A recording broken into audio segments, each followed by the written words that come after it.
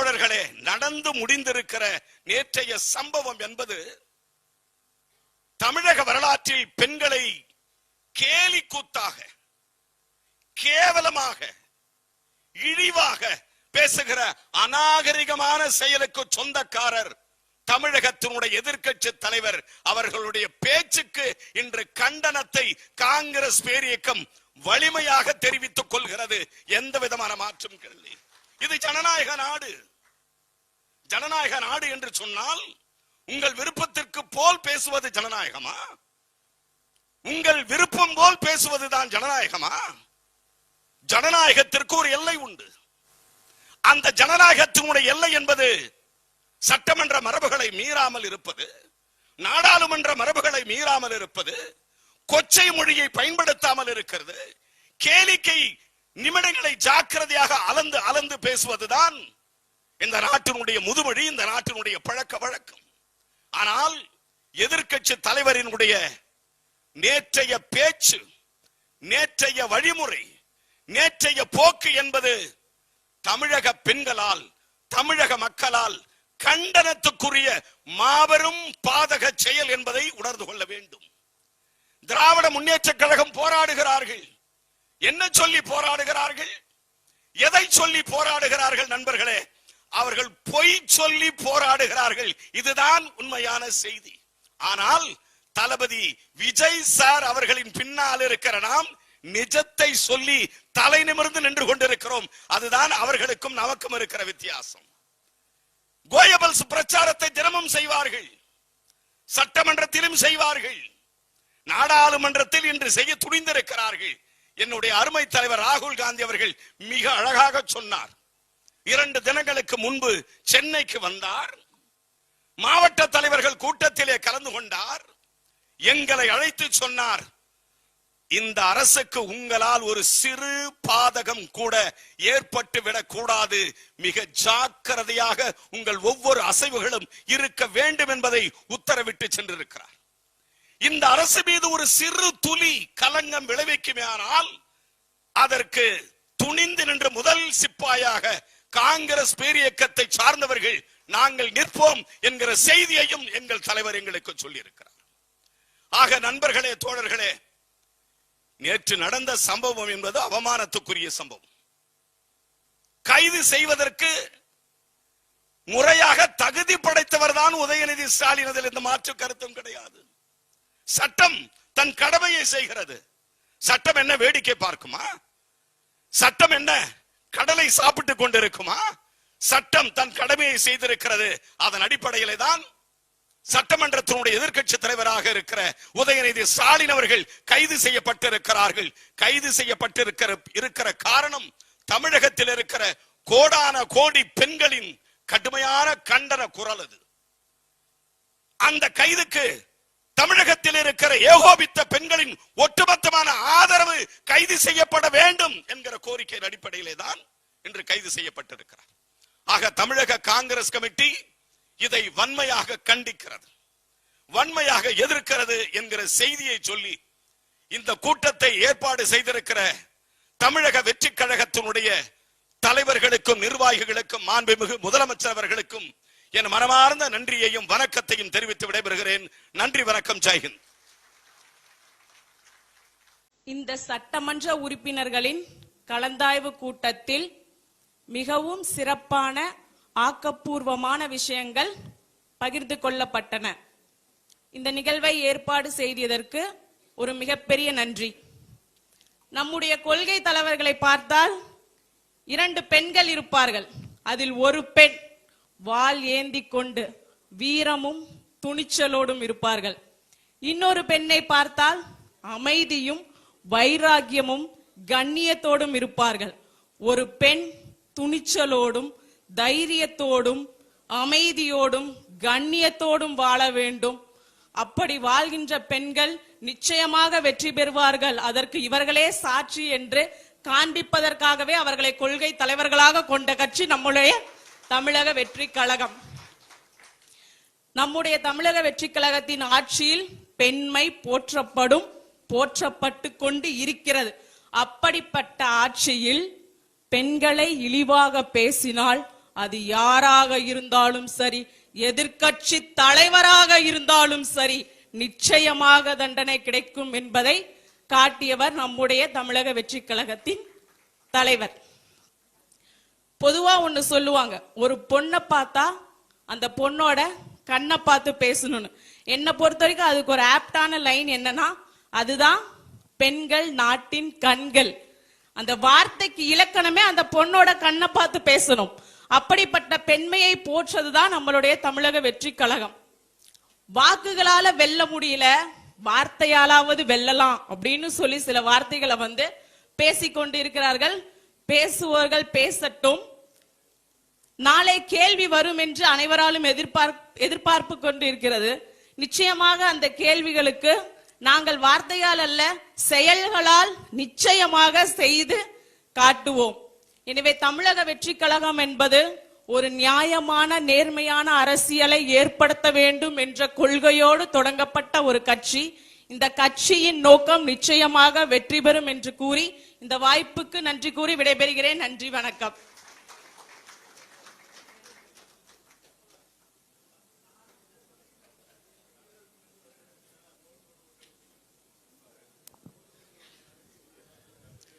சட்டமன்ற உறுப்பினர்கள் கலந்தாய்வு கூட்டத்திற்கு வருகை புரிந்துள்ள அனைத்து சட்டமன்ற உறுப்பினர்களுக்கும், மாண்புமிகு அமைச்சர் பெருமக்களுக்கும் மற்றும் ஊடக நண்பர்கள் அனைவருக்கும் நன்றியை தெரிவித்துக் கொள்கின்றேன். நன்றி, வணக்கம்.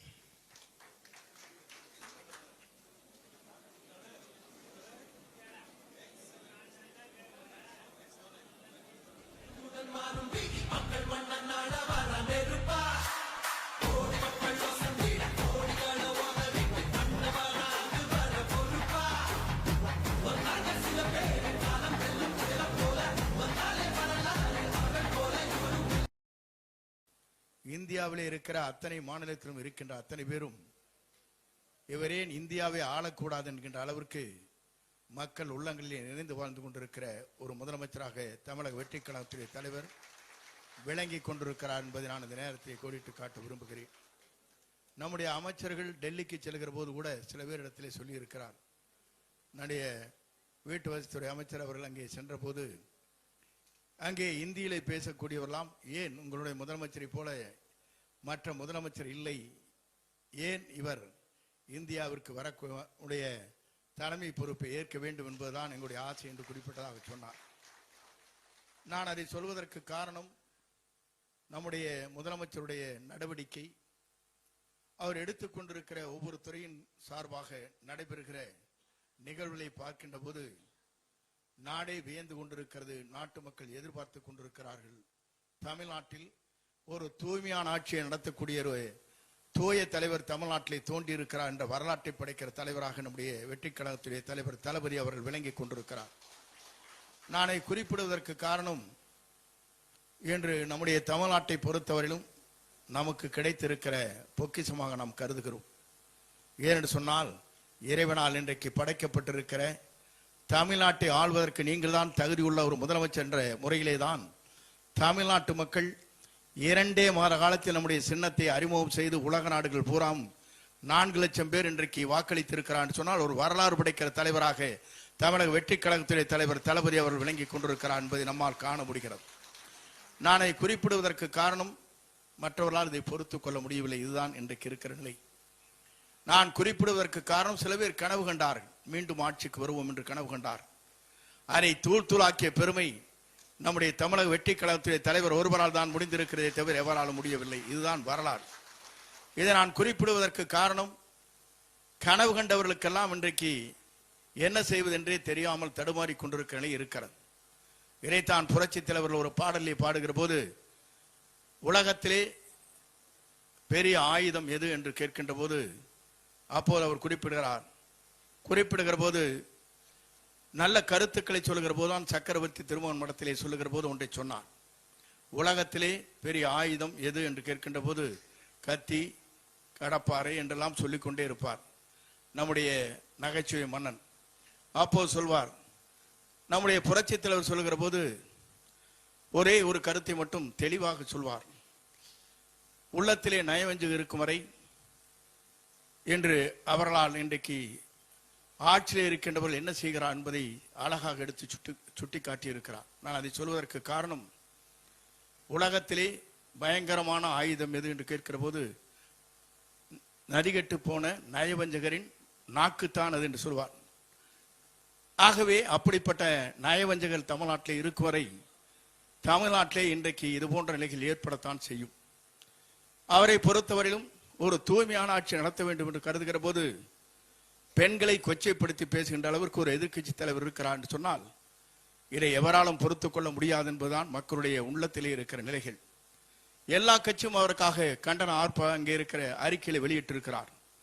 ஒரு கட்சிகள் கூட இல்லை, அனைத்து கட்சியை சார்ந்தவர்கள், பொதுமக்கள், அதே நேரத்தில் நல்ல மனம் படைத்தவர் அத்தனை பேரும் இந்த கருத்துக்களை வலிமையாக எடுத்து சொல்லியிருக்கிறார்.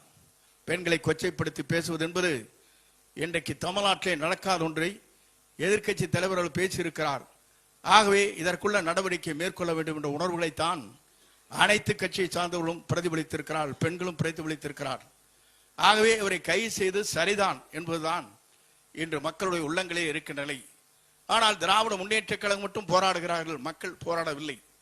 அதே நேரத்தில் இன்றைக்கு தொலைக்காட்சியிலே பார்க்கின்ற போது போராடியவர் போராட்டம் மட்டுமல்ல, அங்கே இருசக்கர வாகனத்திலே வந்தவரை அறைந்தார்கள், கீழே தள்ளினார்கள். இதையெல்லாம் நாம் வேடிக்கை பார்த்து கொண்டிருக்குது இந்த நாடு என்பதை அவர்களுக்கு புரியவில்லை என்பதுதான் நம்முடைய நிலை என்பதை நான் இந்த நேரத்தில் தெரிவித்துக் கொள்கிறேன்.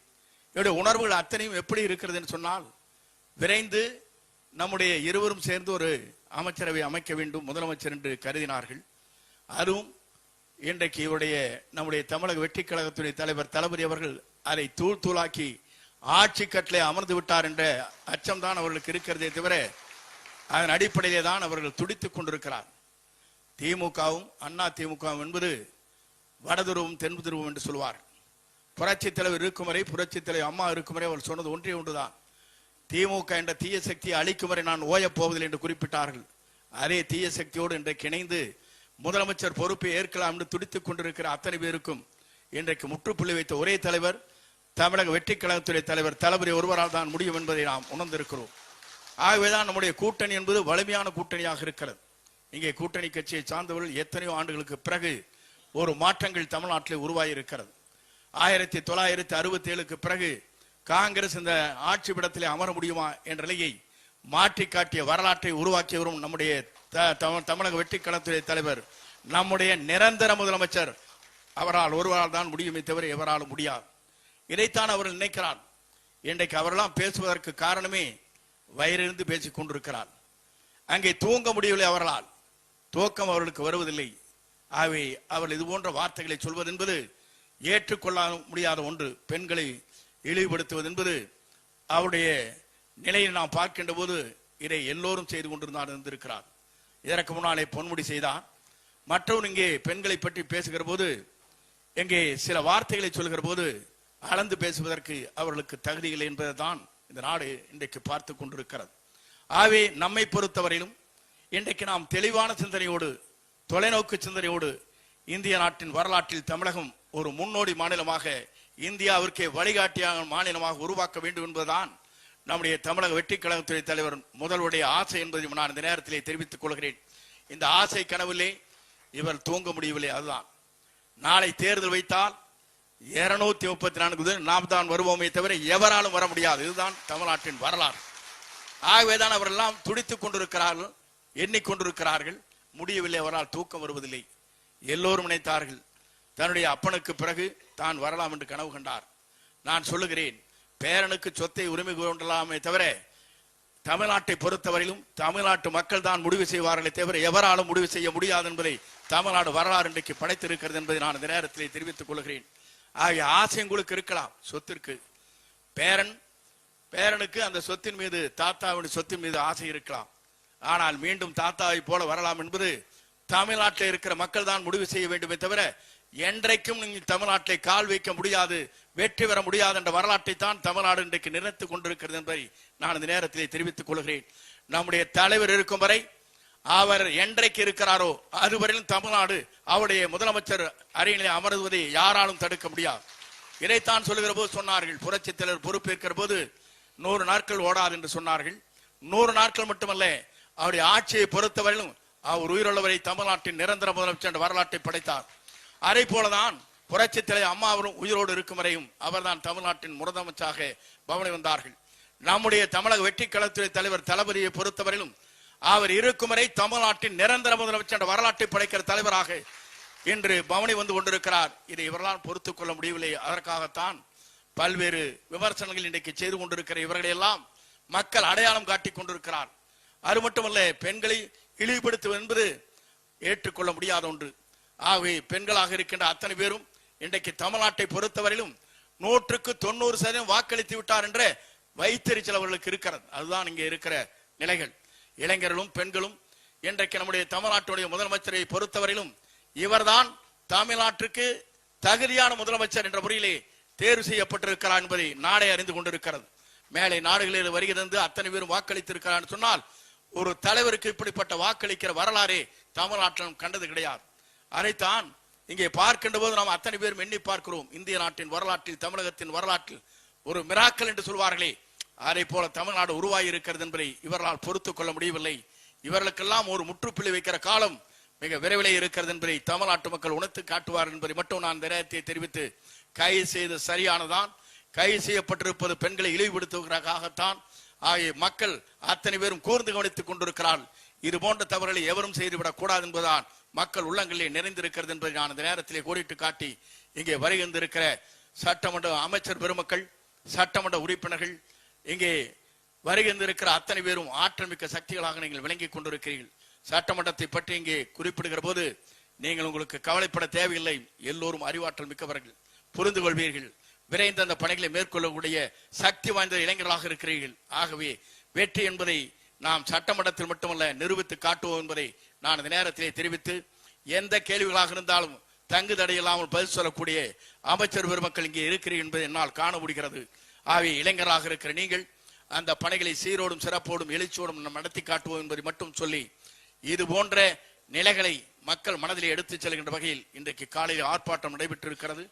ஆர்ப்பாட்டத்தை பார்க்கிற போது நள்ளிரவில்தான் அங்கே எல்லோருக்கும் தகவல் தெரிவித்த உடனேயே 6 மணி நேரத்தில் ஒவ்வொரு இடம் 2000 பேர் 3000 பேர் கூடியிருக்கிறார் என்று சொன்னால் மக்கள் எவ்வளவு விழிப்புணர்ச்சியோடு இதை எதிர்க்கிறார்கள் இவருடைய பேச்சு என்பதை நாடே அறிந்து கொண்டிருக்கிறது என்பதை அந்த நேரத்திலே கோடிட்டு காட்டி வருகின்றிருக்கிற உங்கள் அத்தனை பேருக்கும் மீண்டும் ஒருவரை கோடான கோடி நன்றி மலர்களை தெரிவித்து விடைபெறுகிறேன். நன்றி, வணக்கம்.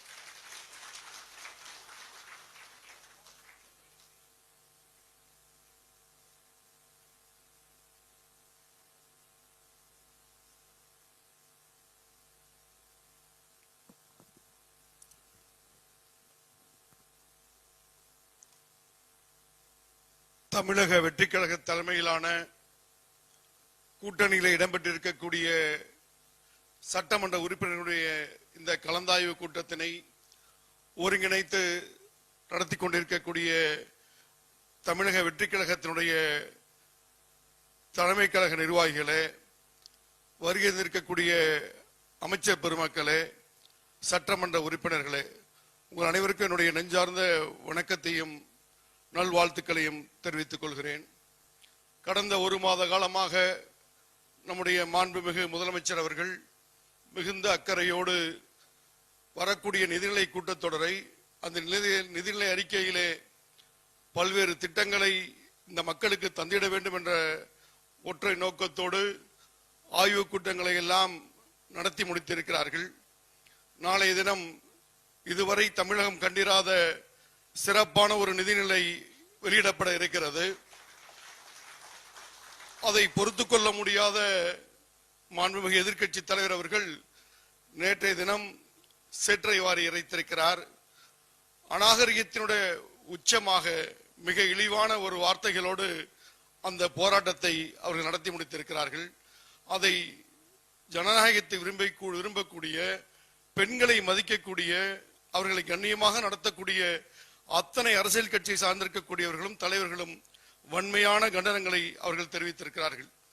அவர்கள் எதை நோக்கி பயணிக்கிறார்கள், நாளைய தினம் சட்டமன்றத்திலே அவர்கள் என்ன நினைத்து செயல்பட இருக்கிறார் என்பதை எல்லாம் நாம் உணர்ந்து கொள்ளக்கூடிய வகையிலே அவர்களுடைய செய்கைகள் நடந்து கொண்டிருக்கிறது. அவர்கள் என்று தேர்தலிலே தோல்வியை கண்டார்களோ அதிலிருந்து மிகுந்த பதட்டத்தோடு இனி திராவிட முன்னேற்ற கழகத்தினுடைய எதிர்காலம் கேள்விக்குறியாகிவிடுமோ என்ற பதட்டத்தோடு அவர்களுடைய ஒவ்வொரு தலைவர்களும் மிக கீழான நிலையில பேசி வருவதை நாம் கண்கூடாக கண்டு கொண்டிருக்கிறோம். அதற்கு காரணம் இல்லாமல் இல்லை. 17வது சட்டமன்றம் நடந்து கொண்டிருக்கிறது. 16 முறை தேர்தல் நடந்து முடிந்திருக்கிறது. முதல் பொது தேர்தலிலே திராவிட முன்னேற்ற கழகம் போட்டியிடவில்லை. 1957 இருந்து போட்டியிட்டாலும் இதுவரை போட்டியிட்ட தேர்தலிலே மிகப்பெரிய தோல்வியை தழுவிய தேர்தல் இந்த தேர்தல் தான்.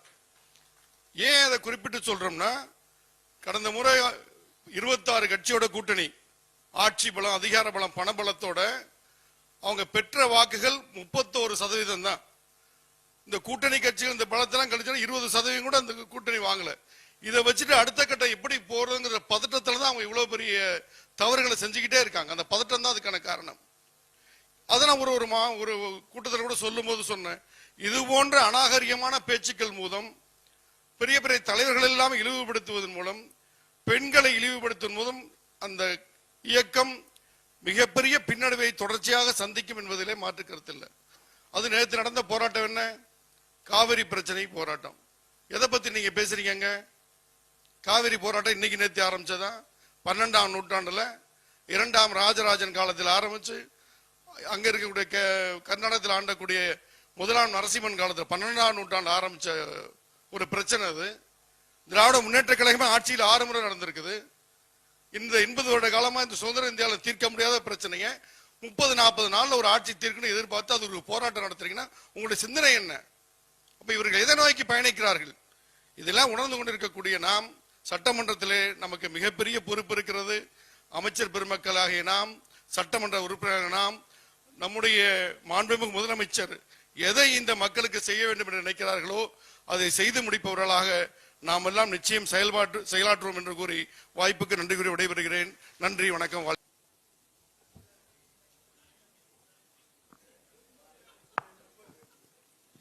வெற்றி நடை போட்டுக் கொண்டிருக்கும் தமிழக வெற்றி கழகத்தின் தலைவரும் மாண்புமிகு தமிழ்நாடு முதலமைச்சருமான எங்கள் அண்ணன் தளபதி விஜய் அவர்களை வணங்கி, அனைத்து அமைச்சர் பெருமக்களுக்கும், சட்டமன்ற உறுப்பினர்களுக்கும், கழக நிர்வாகிகளுக்கும் என்னுடைய வணக்கத்தை தெரிவித்துக் கொள்கிறேன். இந்த சட்டமன்ற உறுப்பினர்களின் கலந்தாய்வு கூட்டத்தில் மிகவும் சிறப்பான ஆக்கப்பூர்வமான விஷயங்கள் பகிர்ந்து கொள்ளப்பட்டன.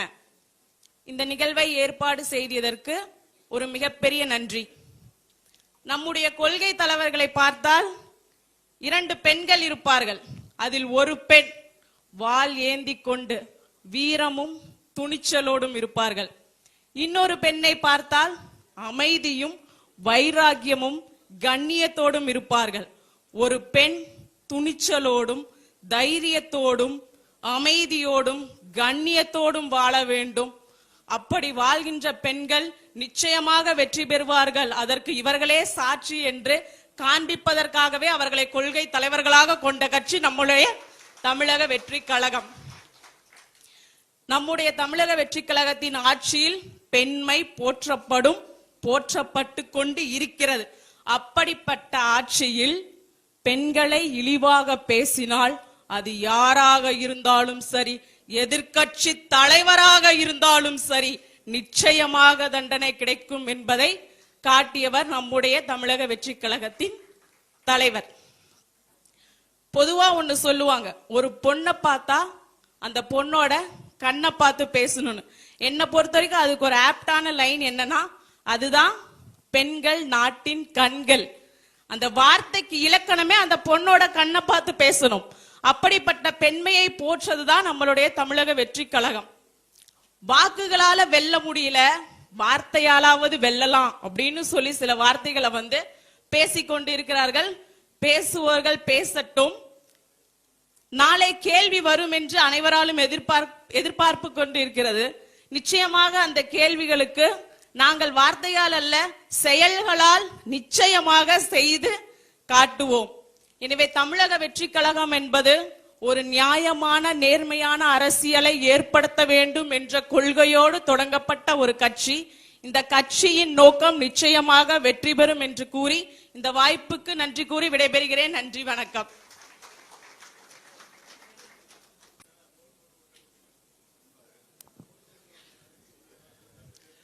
சட்டமன்ற உறுப்பினர்கள் கலந்தாய்வு கூட்டத்திற்கு வருகை புரிந்துள்ள அனைத்து சட்டமன்ற உறுப்பினர்களுக்கும் மாண்புமிகு அமைச்சர் பெருமக்களுக்கும் மற்றும் ஊடக நண்பர்கள் அனைவருக்கும் நன்றியை தெரிவித்துக் கொள்கின்றேன். நன்றி, வணக்கம்.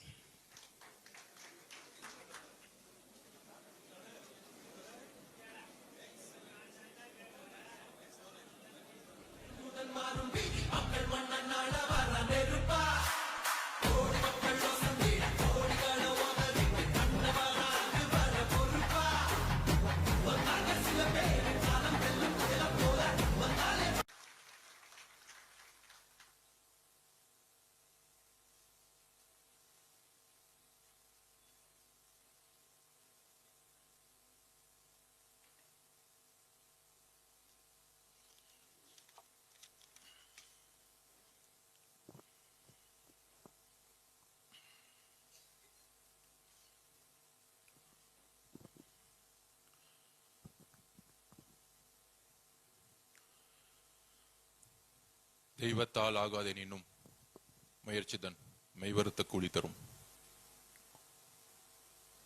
மாண்புமிகு அண்ணன் அமைச்சர் பொதுச் செயலாளர் அண்ணன் ஆனந்தன் அவர்களே, மாண்புமிகு அமைச்சர் செங்கோட்டையன் அவர்களே, மாண்புமிகு அமைச்சர் ஷாஜகான் அவர்களே சகோதரர், மாண்புமிகு அமைச்சர் மூத்த அமைச்சர் திரு விஸ்வநாதன் அவர்களே,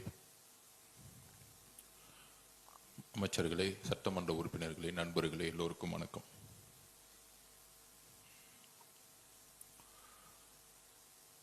நாளைக்கு சட்டசபை பட்ஜெட் கூட்டத்தொடர்.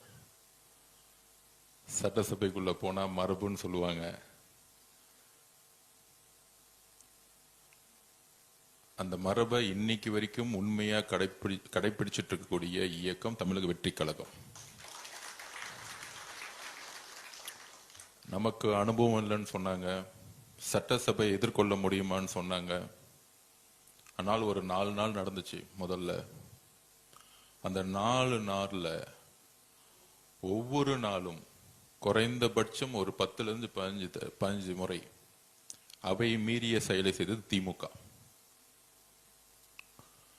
சோ திமுகக்கே பாடம் எடுத்தாரு நம்மளுடைய தமிழக முதலமைச்சர், நம்மளுடைய அண்ணன் விஜய் அவர்கள்.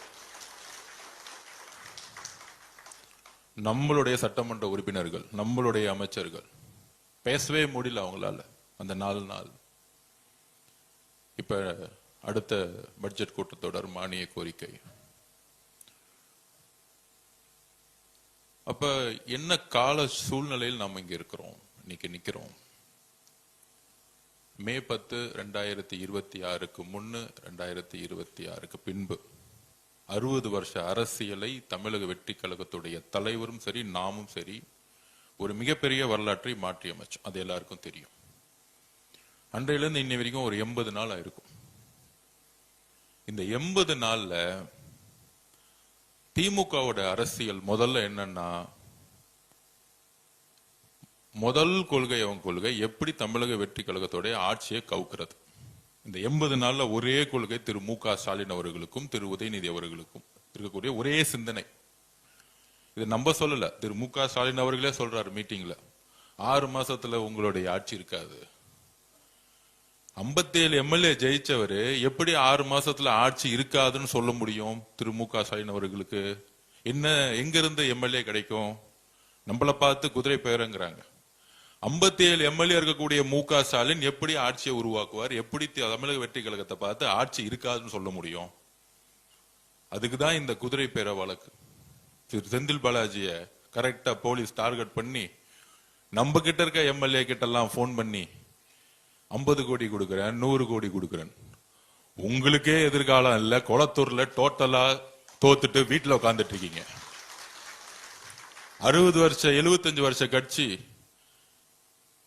30 வருஷம் ஆளுங்கட்சி, முதலமைச்சரா உங்களுடைய தந்தை திரு மு.க. ஸ்டாலின் அவர்கள், திராவிட முன்னேற்ற கழகத்துடைய தலைவர், கொளத்தூர்ல மக்கள் தூக்கி எறிஞ்சிட்டாங்கன்னா இது வரைக்கும் ஏன் தூக்கி எறிஞ்சிட்டாங்கிற ஒரு மெசேஜை கூட அவங்க இன்னும் புரிஞ்சிக்கல.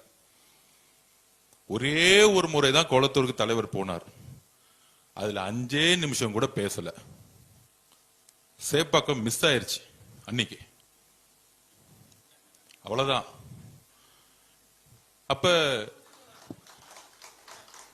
அப்ப கொளத்தூருடைய தோல்வி ஒட்டுமொத்த திமுகவுடைய கடைசி சாம்ராஜ்யத்துடைய அத்தியாயம். இதுதான் தமிழக மக்களுடைய தீர்ப்பு. இன்னுமேட்டு திமுக குடும்பத்திலிருந்து ஒருத்தரும் முதலமைச்சர் ஆகவே முடியாது. எழுதி வச்சுக்கோங்க.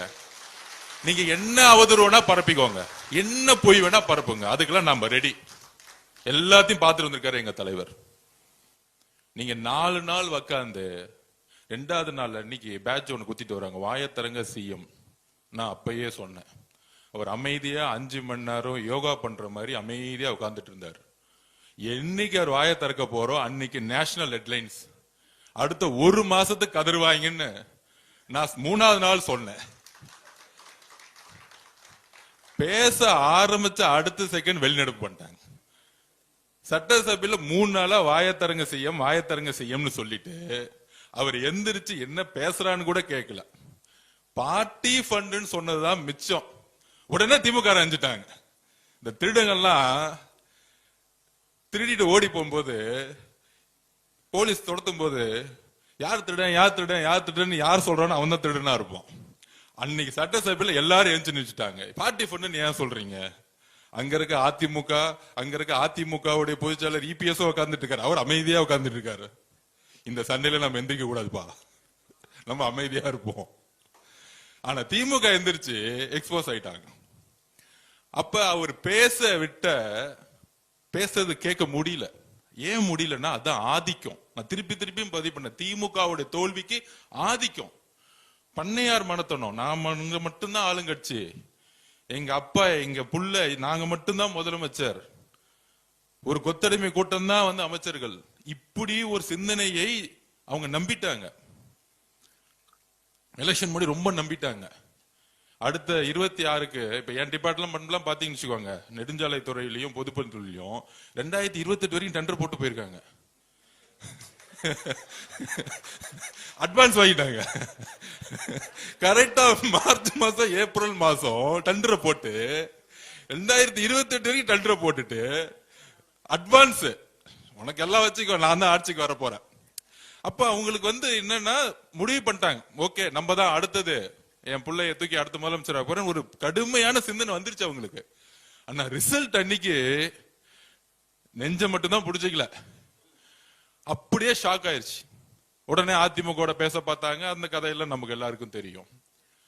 அதுல கூட்டணி கட்சிகளே சொல்லிட்டாங்க, நாங்க நீங்க அதிமுகவும் திமுகவும் சேர்ந்து பிஜேபியோட சேர்ந்து ஆட்சி அமைக்க போகுதுன்னு கம்யூனிஸ்ட் தோழர்கள், ஐஎம்எல் தோழர்கள், காங்கிரஸ் தோழர்கள் எல்லாரும் சொல்லிட்டாங்க.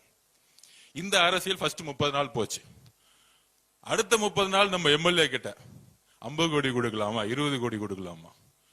வேட்பாளரா இருக்கும் போதே 1 ரூபாய் கொடுத்து என் வேட்பாளரை வாங்க முடியல. எம்எல்ஏ ஆன எங்களுடைய சட்டமன்ற உறுப்பினர் கிட்ட எதிர்காலமே இல்லாத திமுக தலைவரே சட்டமன்ற உறுப்பினர் ஆக முடியாத திமுக நம்ம சட்டமன்ற உறுப்பினர் பேசுறாங்களா 50 கோடி தரேன் 20 கோடி தரேன். அவங்க பக்காவா ரெக்கார்ட் பண்ணி போலீஸ்ல கொடுத்துட்டாங்க. அதனால செந்தில் பாலாஜி காலையிலயும் மாலையிலும் சைன் போட்டுட்டு இருக்காரு. அப்ப நம்ம சட்டமன்ற உறுப்பினருக்கு தெரியாதா? அடுத்த 10 வருஷம் இல்ல, திமுக தலைவர் மு க ஸ்டாலின் அவர்களே, எம்ஜிஆர் உயிரோட இருக்க வரைக்கும் அவர் சேர்ல இருந்து உங்க அப்பானாலே தூக்க முடியல, எழுதி வச்சுக்கோங்க. அவர் இருக்கிற வரைக்கும் உங்களால ஒண்ணுமே செய்ய முடியாது. உங்களோட சாம்ராஜ்யம் முடிஞ்சிருச்சு. அதுக்கு ஒரு 6 மாசம் அவங்க ஒத்துக்கிறதுக்கு. அது வரைக்கும் இந்த கடல்ல மீன் இருக்கு பாத்தீங்களா, எடுத்து தரையில போட்டீங்கன்னு வச்சுக்கோங்க, அப்படியே துள்ளும் பாத்தீங்களா. இந்த 6 மாசம் அப்படியே துள்ளிட்டு இருப்பாங்க. அதை நம்ம கொஞ்சம் கண்டுக்க கூடாது. ஒரு 6 மாசத்துல அப்படியே அமைதியா வீட்டை விட்டு வரமாட்டாங்க. அப்ப திமுக தலைவர் சட்டமன்ற உறுப்பினரா வர முடியல, சட்டசபைக்குள்ள வர முடியல. அடுத்தது யாரு எதிர்கட்சி தலைவராக்கலாம்? நான் உங்களுக்குள்ள ஒரு கூட்டம். எவ்வளவு சிறந்த அறிவாளிகள் இருக்காங்க திமுகல, இன்னைக்கு இருக்கிறாங்க. ஆனா திருப்பியும் திரு மு க ஸ்டாலின் அவர்கள் ஒரு எதிர்கட்சி தலைவர்னா என்ன, ஈக்குவல் டு கேபினட் ரேங்கிங், அமைச்சருக்கு ஈக்குவல். அது தான் புள்ளதான் எதிர்கட்சி தலைவர் ஆகணும். திருப்பியும் ஒரு பட்டாபிஷேகம், துணை முதலமைச்சர் ஆக்குனது ஒரு பட்டாபிஷேகம். எதிர்க்கட்சி தலைவரா ஆக்குறது ஒரு பட்டாபிஷேகம். எப்ப லாஸ்ட் 5 வருஷம் சட்டசபைக்கு வராத ஒருத்தரை தூக்கி பட்டாபிஷேகம் பண்ணி எதிர்க்கட்சி தலைவர். அவரு வந்துட்டு ஃபர்ஸ்ட் 4 நாள் நம்ம பார்த்துட்டு தான் இருந்தோம் என்ன பண்றாரு அப்படின்னு. எந்திரிச்சு திடீர்னு ஒரு பேப்பர் எடுப்பாரு, சோபா மாடல் அதுன்னு பேசி திருப்பி உட்காந்துருவார். கடைசி நாள்ல முதலமைச்சர் பேச ஆரம்பிச்சாரு. எந்திரிச்சிட்டு இப்படிலாம் பேசக்கூடாது, பார்ட்டி ஃபண்ட் எல்லாம் பேசக்கூடாது. அப்ப வரலாற்றுல முதல் முறையா ஒரு முதலமைச்சர் தான் கடைசியா பேசி முடிப்பார். கவர்னருடைய உரைக்கு எல்லா கட்சியோட தலைவர்கள் பேசுவாங்க, எதிர்கட்சி தலைவர் பேசுவாரு, எல்லாத்துக்கும் பதில் வந்து முதலமைச்சர் கொடுப்பார். அதோட சட்டசபை முடிஞ்சிட்டு தேதி குறிப்பிடாம முடிச்சு வைப்பாங்க. இது எல்லாருக்கும் தெரியும். சபாநாயகர் திடீர்னு ஒண்ணு சொல்லிட்டார். மாண்புமிகு எதிர்கட்சி தலைவர்களை முதலமைச்சர் பேசி முடிக்கட்டும், உங்களுக்கு பேசுறதுக்கு வாய்ப்பு தரேன். இது சுதந்திர வரலாற்றில் தமிழ்நாட்டில் இதுவரைக்கும் எந்த சபாநாயகரும் சொன்னதே கிடையாது. உங்களுக்கு அறிவு இருந்தா, திறமை இருந்தா, திராவிட முன்னேற்ற கழகத்தின் ஒரு உண்மையான எதிர்கட்சி தலைவரா இருந்திருந்தா அந்த வாய்ப்பை பயன்படுத்திருக்கலாமா, முடியாதா? இதுவரைக்கும் முதலமைச்சருடைய உரை, ஒட்டுமொத்த உரையை எடுத்து பார்த்துக்குவாங்க, தனிப்பட்ட விமர்சனங்கள் கிடையவே கிடையாது. ஒரே ஒரு முறை மதுரையில அங்கிள்னு சொன்னார். அது வந்து அவருடைய ஒரு உறவு முறையில சொன்னார். அவர் தவறுன்னு சொன்னோடனே, வருந்துறாங்கன்னு சொன்னோன்னே அடுத்த மீட்டிங்ல சொன்னாரு, நான் தவறான வார்த்தைகளை சொல்லல, ஒரு உறவு முறையில சொன்ன, இனிமேட்டு அந்த வார்த்தையை சொல்ல மாட்டேன்னு சொன்னது எங்க தலைவர். இதுதான் உண்மை. அரசியல் ரீதியான தாக்குதல் இருக்கும் எங்களோட தலைவர்கிட்ட இருந்து. ஏன் ஒட்டுமொத்த அடுத்த கட்டத்தில் இருக்கக்கூடிய நிர்வாகிகள் அவர்கிட்ட இது வரைக்கும் தவறா ஒருமையில ஒரு பெண்ணை நோக்கிய விமர்சனம் தமிழக வெற்றி கழகத்துடைய நிர்வாகிகள் வந்ததே கிடையாது. இதுதான் எங்களுடைய வளர்ப்பு, எங்கள் தலைவர்கிட்ட இருந்து நான் கத்துக்கிட்டேன். அப்ப எதிர்கட்சி தலைவரா இருக்கக்கூடிய பணி என்ன? அண்ணா உருவாக்கிய இயக்கம், சமூக நீதியும் மாநில சுயாட்சியும் பேசி பேசி வளர்ந்த இயக்கம். அதுக்கப்புறம் கலைஞர் 1000 குற்றச்சாட்டுகள் இருக்கான். சமூக நீதி பேசி கட்சியை வளர்த்தார். அவரும் பெண்களை கொச்சையா பேசக்கூடிய வழக்கத்தை திருமதி இந்திரா காந்தி மேடம் கிட்ட இருந்து கொண்டு வந்தார். அது என்ன பேசினார் அதுக்குள்ள போக விரும்பல. இறந்தவரை பத்தி பேச வேணாம், வரலாறு. அப்ப ஜெயலலிதா அம்மா பொதுச் செயலர் ஆன முதலமைச்சர் ஆன அன்னைக்கு உருவான பண்பாடு திமுக, ஒரு பெண்ணுடைய தலைமையை விமர்சிக்க மாட்டாங்க.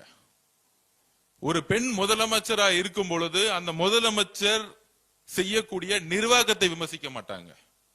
தேர்தல் அரசியலை எதிர்கொள்ளக்கூடிய பிரச்சாரத்தை உருவாக்க மாட்டாங்க. தனிப்பட்ட தாக்குதல்கள், ஒரு பெண்ணுடைய உடல், உறவு. பெரியார் அப்பயே சொன்னார், பெண்ணை கடவுளா பாக்குறதோட பெண்ணை சக மனுஷியா பாருங்க, நம்மள ஒரு ஆளா பாருங்க. புனிதமா பேசுறது முக்கியம் இல்ல, சமத்துவமா பேசுறதான் முக்கியம். இந்த சிந்தனை உங்களுக்கு இல்லை திரு உதயநிதி அவர்களே. பெரியார் கருத்துக்களை உள்வாங்கி அண்ணா உருவாக்கிய இயக்கம் பெரியாருடைய பெண் ஏன் அடிமையானால் புக்கை எடுத்து மொத உதயநிதிக்கு புக்கை கொடுக்கணும். அந்த சிந்தனை இருக்குல்ல, அந்த ஒரு பிறப்பால் ஒரு சிந்தனை இருக்குல்ல திரு உதயநிதி அவர்களுக்கு. எங்க தாத்தா கலைஞர் முன்னாள் முதலமைச்சர், எங்க அப்பா முன்னாள் முதலமைச்சர் ஸ்டாலின், எங்க அப்பா முன்னாள் முதலமைச்சரா இருந்ததுனால இன்னைக்கு என்ன பட்டாபிஷேகம் பண்ணி எதிர்கட்சி தலைவரா உட்கார்ந்து வச்சிருக்க அந்த திமிர் இருக்குல்ல, அந்த திமிர் தான் பிறப்பால் உருவாக்கப்பட்டது. அந்த பிறப்பால் உருவாக்கப்பட்ட ஆணவம் தான் இன்றைக்கு 57 எம்எல்ஏவோட உங்களை உட்கார வச்சு 26 கட்சி கூட்டணியை உருவாக்கி ஒவ்வொரு தொகுதியில் 40 கோடி ரூபாய் செலவு பண்ணி 75 வருஷ பாரம்பரிய கட்சியை உங்களுடைய ஆணவத்தால் இன்னைக்கு உங்களை உட்கார வச்சிருக்காரு திரு மு.க. ஸ்டாலின் அவர்களை. இன்னைக்கு வீட்டுல உட்கார்ந்ததுக்கான உங்களுடைய ஆணவம். ஏன் அந்த வார்த்தையை சொல்றேன்னா, இப்ப எக்ஸ்ல ஒரு ட்வீட் போட்டிருக்காரு, தமிழக வெற்றி கழகத்துக்கு ஆணவமா திரு மு.க. ஸ்டாலின் சொல்றாரு. இதுவரைக்கும் எங்களுடைய முதலமைச்சர், எங்களுடைய அண்ணன் ஒரே ஒரு இடத்துல பெண்ணை தவறா தரக்குறைவா பேசி பார்த்திருக்கீங்களா? எழுதி வச்சுங்க, இப்ப எழுதி கொடுங்க திரு மு.க. ஸ்டாலின் அவர்களே. உங்கள் மீது ஏற்படக்கூடிய ஊழல் குற்றச்சாட்டுகளை பத்தி பேசியிருப்பார், அதிகார அத்துமீறலை பத்தி பேசியிருப்பார், உங்களுடைய குடும்ப ஆட்சியை பத்தி பேசியிருப்பார். இதுதான் மக்கள் கிட்ட அவர் கொண்டு போன பிரச்சாரம். வேற எந்த பிரச்சாரத்தையும் அவர் உருவாக்கல. அவர் சொன்ன மாதிரியே எழுதி வச்சுக்கோங்க, இந்த 80 நாள்ல 75 வருஷத்துல ஒழிக்க முடியாத ஊழலை ஒவ்வொரு துறையிலும் ஒழிச்சிருக்கிறார். இன்னைக்கு இந்த 80 நாள்ல பார்ட்டி ஃபண்ட் முதலமைச்சர் கலெக்ஷன் பண்ண நினைச்சா 10,000 கோடி ரூபாய் ஈஸியா கலெக்ஷன் பண்ண முடியும். அது வேணான்னு தூக்கி போட்டிருக்காங்க. எங்களுக்கு தெரியாத அந்த வழி. இங்க இருக்கக்கூடிய ஒவ்வொரு சட்டமன்ற உறுப்பினர்கள்ட்ட கையில 5 லட்சம் ரூபாய் இன்னைக்கு வரைக்கும் பணம் இல்ல. இங்க இருக்கக்கூடிய அமைச்சர்கிட்ட இன்னைக்கு வரைக்கும் மொத்தமா 25 லட்சம் ரூபாய் பணம் இல்ல. ஒரு நேர்மை என்பது என்ன தெரியுங்களா? வாய்ப்பே இல்லாம நேர்மையா இருக்கிறது முக்கியம் இல்ல. எல்லா வாய்ப்புகளும் இருந்து ஒரு மனிதன் அதிகாரமும் அந்த பலமும் இருக்கும் பொழுது நேர்மையா என் மக்கள்கிட்ட நான் என்ன சொன்னோமோ அங்க நிமிர்ந்து ஒவ்வொரு நாள் உட்கார்ந்துருக்காரு பாத்தீங்களா எங்களோட முதலமைச்சர். அந்த நேர்மைதான் மக்கள் அவரை நேசிக்க வைக்குது. அந்த நேர்மைதான் தமிழ்நாட்டுடைய ஒட்டுமொத்த பெண்களுடைய அண்ணனாவும் தம்பியாவும் மகனாவும் இருக்கிறார் எங்க தலைவர். எங்களுடைய நாங்களும் சரி போன உடனே அன்பா பெண்கள் ஏன் ஓடி வராங்க? தமிழக வெற்றி கழகம் நான் திருப்பி பதிவு பண்ணோம், கண்டிப்பா ஆளுங்கட்சி ஆகும். கண்டிப்பா மாண்பு முதலமைச்சர் ஜெயிச்சு முதலமைச்சர் ஆக்குவார். 4 மாசம் முன்னாடி நம்பல. அதற்கான காரணம் என்ன தெரியுமா? எல்லாரும் இளைஞர்கள் சொல்லிட்டு இருந்தாங்க. ஏன்னா நம்ம போகும்போது எல்லாரும் இளைஞர்கள் நம்மள வேலை பார்க்கறதுக்காக எல்லாம் ஓடி வருவாங்க. ஆனா அவன் கண்ணுக்கு தெரியாத ஒண்ணே ஒண்ணு என்ன தெரியுமா? வீட்டுல இருந்தாங்க பாருங்க, அமைதி புரட்சி பண்ணாங்களே பெண்கள், ஒட்டுமொத்த பெண்களும் இந்த வெற்றியை உருவாக்கியது பெண்கள். திருப்பி பதிவு பண்றோம். நாங்க எங்க ஏன் யாருக்கிட்ட உண்மையா இருக்கணும்? நாங்க நினைக்கிறோம் தெரியுமா? முதல்ல தமிழ்நாட்டில் இருக்கக்கூடிய எங்களுடைய தாய்மார்களுக்கிட்டையும் எங்களுடைய அக்கா கிட்டையும் தங்கச்சிக்கிட்டையும் நாங்க உண்மையா இருக்கணும்னு நினைக்கிறோம். ஏன்னா இந்த கட்சியை உருவாக்கியது தமிழக பெண்கள். எங்க அண்ணனை முதலமைச்சர் ஆக்கியது தமிழக பெண்கள், அதோட சேர்ந்த இளைஞர்கள். அப்ப ஏன் எங்களுக்கு அந்த உணர்வு வருது? அதுல இன்னைக்கு சொல்றாரு, தமிழக திமுகவுடைய பேட்டி கொடுக்கிறார் RS பாரதி சொல்றாரு, மூத்த தலைவர்.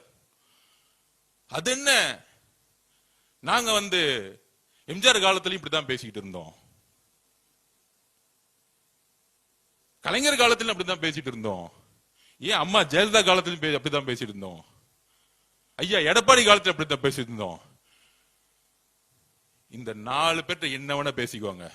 ஆனால் எங்கள் அண்ணன் முதலமைச்சரா பொறுப்பேற்றதிலிருந்து திரு சி. ஜோசப் விஜய் அண்ணன் எங்கள் முதலமைச்சரா இருக்கக்கூடிய இடத்துல பெண்களை நோக்கி விமர்சிக்கக்கூடிய யாரா இருந்தாலும் கைது செய்யப்படுவார்கள். இது ஏன்னா ஒருத்தருக்கான மிரட்டலோ பழிவாங்கலோ கிடையாது. இந்த கலாச்சாரத்தை தூக்கி எறியணும். ஒரு பெண் அரசியல் வரக்கூடாதா? ஒரு பெண் நிருபரா வரக்கூடாதா? பத்திரிகையுள்ள வரக்கூடாதா?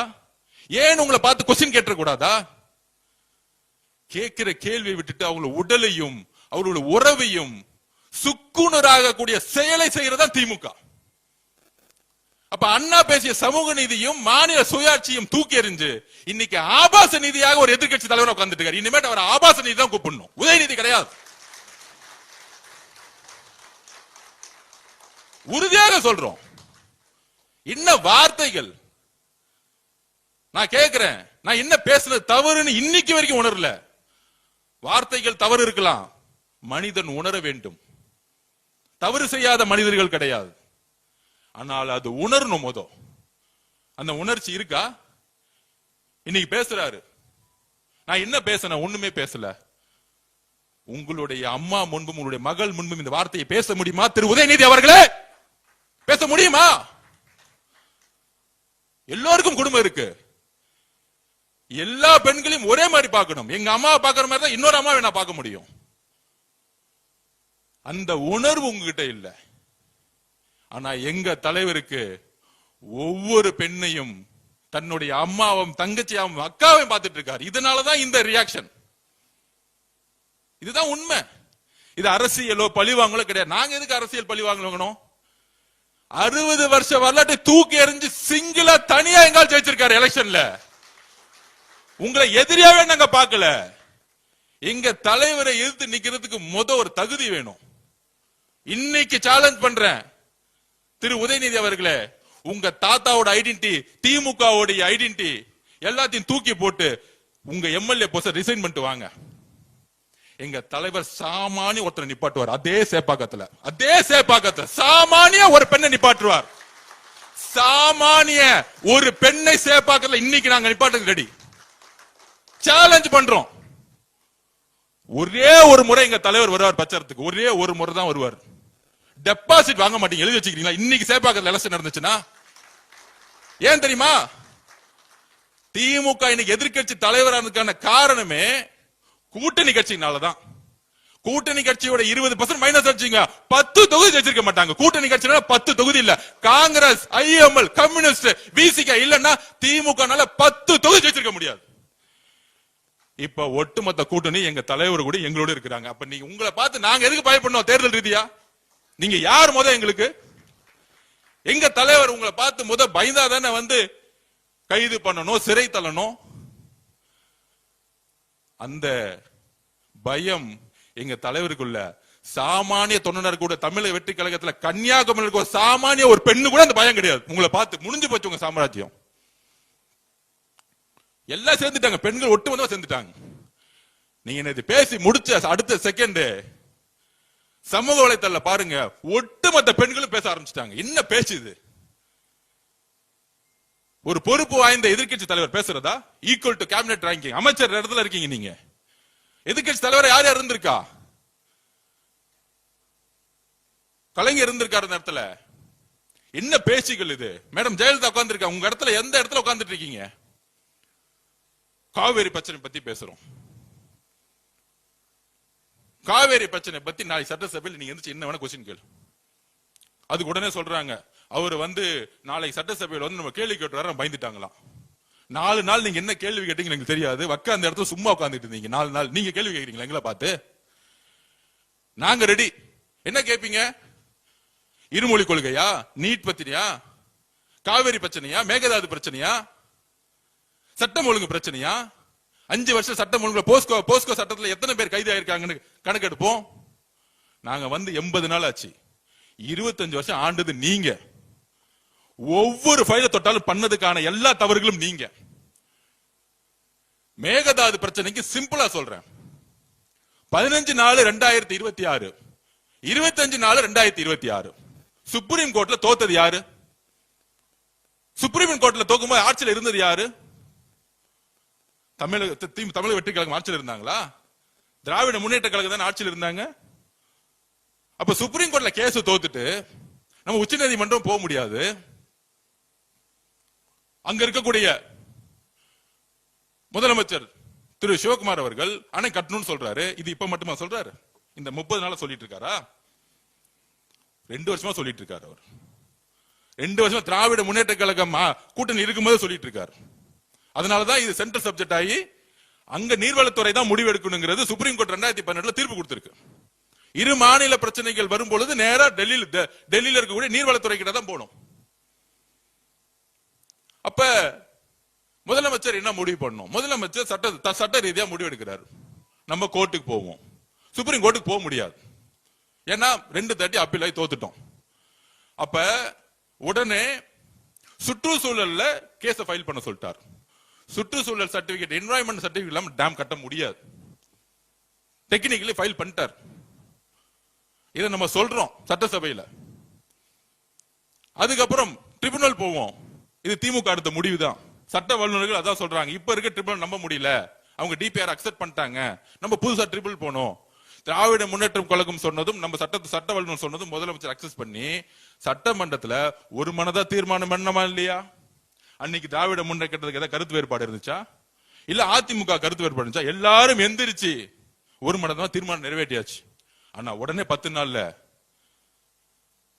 10 வருஷமா மழை பிரச்சனை கிடையவே கிடையாது. இந்த வருஷம் மழை இல்ல. இந்த 10 வருஷமா சொன்ன டைம்ல மழை வந்துச்சு, தண்ணி வந்துச்சு. மழையினால தண்ணி வரல. உடனே அரசியல், தமிழக வெற்றி கழகம் வந்த பிறகு தண்ணி வரல. திருப்பி நம்ம நீர்வளத்துறை அமைச்சர் டிஸ்கஷன் பண்ணி அங்க இருக்கக்கூடிய ஒழுங்காற்றுக்குள்ள உடனடியா அப்ளை பண்ணி அங்க கடுமையா சட்ட வல்லுநர்களை வச்சு நம்மளுடைய கோரிக்கையை சொல்லி அவங்களும் நமக்கு 3500 கண்ணாடி தண்ணீரை விடுங்கன்னு சொல்லிட்டாங்க. இங்க நம்ம எங்க தோத்துருக்கோம்? தண்ணி விடணும்னு சொன்ன பிறகு தண்ணி விடல. இது எப்பயுமே கர்நாடகா பண்ணும். உடனடியா உச்ச நீதிமன்றத்துக்கு போறதுக்கான ஆலோசனையை கொடுக்க சொல்லிட்டார் முதலமைச்சர். அந்த டிஸ்கஷன் போய்கிட்டே இருக்கு. திருப்பி மழை அங்க வந்துருச்சு. அதனால 16,000 கண்ணாடி 20,000 கண்ணாடி தண்ணி விட்டு ஆரம்பிச்சுட்டாங்க. அப்ப இந்த காவேரி பிரச்சனைக்கு நம்ம எங்க தவறு செஞ்சிருக்கோம்? அப்ப என்ன மாதிரி சூழ்ச்சி அரசியலை இந்த தமிழகம் மட்டும் உருவாக்குறாங்க, பொய்யான அரசியலை உருவாக்குறாங்க. அதுக்கு 16,000 கண்ணாடி தண்ணி வர ஆரம்பிச்சிருச்சு. அதுக்கு தஞ்சாவூர்ல போய் பேசுறாராம், தண்ணி அங்க விட ஆரம்பிச்சுட்டாங்க, பேசுறாராம். நம்ம ஏதோ மேகதாது விஷயத்துல நம்ம சரியா பேசலாமா? முதலமைச்சர் கர்நாடகா போறாரு. அவருடைய நோக்கம் என்ன? ஒரே நோக்கம் தான். அவருடைய நோக்கம் இந்த ஸ்டேட்மெண்ட் விடுறது, ட்விட் போறது, பேருக்கு சும்மா ஒரு ஆர்ப்பாட்டம் நடத்தல எங்களுடைய தலைவருக்கு விருப்பமே கிடையாது. செயல், எங்களுடைய தலைவர்னா செயல்படணும்னு சொல்லுவார். அப்ப அவருடைய என்ன இருந்துச்சுன்னா, நம்ம போய் தண்ணி கேட்டாலும் கொடுக்க மாட்டாங்க, பரவாயில்ல. ஆனால் இந்த காவேரி பிரச்சனையை வச்சு இரு மாநில மக்களுக்கான உறவை நாளைக்கு அரசியல் ரீதியா தூண்ட விட்டு சமூக பதட்டம் உருவாயிடக்கூடாதுன்னு எங்க முதலமைச்சர் நினைச்சார். இதுதான் ரீசன், வேற ஒண்ணும் கிடையாது. இதுதான் ரீசன். அங்க கூடிய சில அமைப்புகள் 2028 தேர்தல் வருது, அப்ப இதை ஒரு பிரச்சனையாக்கி தமிழர்களுக்கும் அங்க இருக்கக்கூடிய தமிழக மக்களும் கர்நாடக மக்களும் எப்பொழுதும் இன்றைக்கும் அண்ணன் தம்பியா நம்ம இருக்கிறோம், உறவுல இருக்கும், அக்கா தங்கச்சியா இருக்கிறோம். அப்ப அந்த சிந்தனை வரக்கூடாது. அவர் எல்லோருக்குமான தலைவர். இங்க எப்படி கன்னியாகுமரியிலும் கிருஷ்ணகிரியிலும் அவர் போகும்போது 5 லட்சம் மக்கள் வருவாங்களோ, அவர் கர்நாடகால இறங்கி பெங்களூர் போகும்போது 10 லட்சம் மக்கள் நிப்பாங்க அவரை பாக்குறதுக்கு. இதுதான் எங்களுடைய தலைவர். அவர் கர்நாடக மக்களுக்கு சேர்ந்துதான் யோசிக்கிறாரு, அந்த மக்களுக்கு சேர்ந்துதான் யோசிக்கிறார். அப்ப 2 மாநில உறவை மேம்படுத்தணும். ஒரு பிரச்சனை வரும் பொழுது உறவு சரியா இருக்கணும். ஒரு முதலமைச்சரே அங்க போகும்பொழுது நாளைக்கு சூழ்ச்சி அரசியல் உருவாக்கி ஒரு கலகம் உருவாம இருக்கணும்னா, என் மகனே வந்துட்டான்னு கனடா இருக்கக்கூடிய ஒரு தாய் சொல்லுவாங்க, ஏன்பா இந்த பண்றீங்கன்னு சொல்லுவாரா, சொல்ல மாட்டாங்களா? இந்த அரசியலுக்காக தான். இது என்ன பெரிய நம்ம அங்க போக கூடாதுன்னு இருக்கு. நம்ம ஒரு உறவு முறையில போவோமே. இது நம்ம கர்நாடகா, நம்ம மக்கள், ஏன் மக்கள் தானே அவங்களும், கேரளால இருக்க மக்களும் ஏன் மக்கள் தான் நினைக்கிறதா எங்க தலைவர். இதுல என்ன தவறு? நீங்க அரசியலா பாக்குறீங்க. அவரு சகோதரத்தை வளர்க்கறதுக்காக கர்நாடகால போகணும்னு நினைச்சார். இதுதான் உங்களுடைய குறுகிய மனப்பான்மை. இதுதான் பதில். ஏன் எங்க தலைவர் அங்க போய் பார்க்கணும்னு உடனே போக கூடாது. ஆனா இந்த திமுக சூழ்ச்சி அரசியல் பாருங்க. காங்கிரஸ் இருக்க அண்ணனுக்கு தெரியும், கூட்டணி இருக்கும்போது அதே திரு சிவகுமார் அவர்கள் 2026 திமுக ஜெயிக்கணும் பிரச்சாரத்துக்கு வந்தார். அவர் இங்க பிரச்சாரத்துக்கு வந்தார். அப்ப நீங்க திரு சிவகுமார் அவர்களை மீட் பண்ண கூடாதுன்னு உங்களுக்கு ஏன் தோணல? வந்தாரா இல்லையா பிரச்சாரத்துக்கு? திரு சபரேஷ் உதயநிதிகளும் கூட்டு போய் சிவகுமார் அவர்களை இங்க பிரச்சாரத்துக்கு கூட்டிட்டு வந்தாங்களா இல்லையா? தேர்தல திமுக ஜெயிக்கணும்னு இப்ப இருக்கக்கூடிய முதலமைச்சர் திரு சிவகுமார் அவர்கள், இப்ப நான் சொல்றது பழைய வரலாறு கிடையாது, 2 மாசத்துக்கு 3 மாசத்துக்கு முன்னாடி திமுக தேர்தல் பிரச்சாரம் பண்ண வந்தார். இப்ப தெரியுதா மேகதாது அரசியும் காவிரி அரசியும் எந்த மாதிரி அரசியல் உருவாக்கணும்? இதெல்லாம் ஏன் தெரியுமா உருவாக்குறாங்க? இதுலயும் அரசியல் இருக்கு. கூட்டணி கட்சிகளா இருக்கக்கூடிய நம்மளுடைய உறவுகள் கம்யூனிஸ்ட் கட்சி கிட்ட இவங்களுக்கு ஐடியாலஜி கிடையாது, கொள்கை கிடையாது, இவங்க எல்லாம் பிஜேபி பி டீம் அப்படின்னு ஒரு பொய்யான பிரச்சாரத்தை உருவாக்கி இவங்களுக்குள்ள நமக்குள்ள ஒரு கலகத்தை மூட்டி ஆட்சியை கவுக்குறாங்களாம். அதுக்குதான் நீட்டோட நிலைப்பாடை முதலமைச்சர் தெளிவா சொல்லிட்டார். நாங்கள் நீட்டை எதிர்க்கிறோம். கரெக்டா? நீட் இருக்கவே கூடாது, அதான் எங்க நிலைப்பாடு. கல்வியை மாநில பட்டியல் கொண்டு வரணும். இதுதான் சொல்யூஷன், ஃபைனல் சொல்யூஷன். அது எப்ப நடக்கும் எழுதி வச்சுக்கோங்க. 2029 எங்க தலைவர் முடிவு பண்ணுவார் யார் பிரதம மந்திரி. அன்னைக்கு சட்டம் வரும் பார்லிமெண்ட்ல. முதல் சட்டம் நீட்டை ஒழிக்கப்பட்டது. முதலமைச்சருடைய ஒரே சைலண்டா பண்ணிட்டு போயிட்டே இருப்பார். அவர் எப்பயுமே அதிகமா பேசவே மாட்டார். அது ஒரு உதாரணம் சொல்லிடுவா. சில தலித்துல இருக்கவங்க வந்து நிறைய குரல் கொடுப்பாங்க. ஆம்ஸ்டாங் படுகொலை எல்லாரும் போராடினாங்க 3 வருஷம். பெரிய பெரிய அறிவுஜீவிகள்லாம் உட்கார்ந்து போராட்டம் பண்ணிட்டு இருப்பாங்க சினிமா துறையில. அண்ணனுக்கு வந்து சட்டம் ஒழுங்கு, இங்க இருக்கவங்களே பழைய அமைச்சர்களே அவங்களை கொண்டுட்டாங்க, நீதி விசாரணை வேணும், சிபிஐ விசாரணை வேணும். இது வரைக்கும் ஆம்ஸ்டாங் அண்ணனை பத்தி எந்த போராட்டம் எங்க தலைவர் கலந்துக்கல. ஆனா சைலண்டா வாட்ச் பண்ணிட்டே இருப்பார். முதலமைச்சர் ஆனாரு, வந்தாரு, சுப்ரீம் கோர்ட்ல போயிட்டு சிபிஐ என்கொயரி தான் வேணும்னு சொல்லிட்டு ஃபைலை க்ளோஸ் பண்ணிட்டு போயிட்டார். 3 வருஷம் நாடகம் ஆடிட்டு இருந்தாங்க. ஆம்ஸ்டாங் அண்ணன் படுகொலைக்கு சிபிஐ என்கொயரி வேணும்னு. யாரு இது? யாருக்காக நம்ம அண்ணன் பண்ணார் தெரியுமா? அவங்களுடைய மனைவி இருக்காங்களே, அவங்களுடைய ஒரே கோரிக்கைக்காக. வேற எந்த அரசியலும் கிடையாது, வேற எந்த அரசியலும் கிடையாது. யாரா இருந்தாலும் கைது செய்யுங்க. அது முன்னாள் அமைச்சரா இருக்கட்டும், யாரா இருந்தாலும் கைது செய்யுங்க. நேர்மையான விசாரணை வேணும். ஆம்ஸ்டாங் அண்ணனுடைய மனைவியோடைய கோரிக்கை என்ன? அவங்களுக்கு ஒரு நியாயம் வேணும் கிடைக்கிறாங்க. 3 வருஷமா போராடுறாங்க. கரெக்ட் தானே? செஞ்சிருவோம், முடிஞ்சிச்சு. ஒரே மெசேஜ், அது செஞ்சிருங்க. இதுதான் எங்க தலைவருடைய அரசியல். எழுதி வச்சுக்கோங்க. செயல் செயல் செயல் தான் எங்களுடைய தலைவர். உங்களை மாதிரி உட்கார்ந்துகிட்டு சும்மா அந்த ஆர்ப்பாட்டம், இந்த போராட்டம், மக்கள் முன்னாடி நடிப்பு, மீடியா அரசியல் தெரியாது. உணர்வு உள்ள அரசியல். அப்ப நமக்கு எந்த தலைகணமும் இல்லை, நமக்கு எதிரிகளே இல்லைன்னு சொல்ல வரல.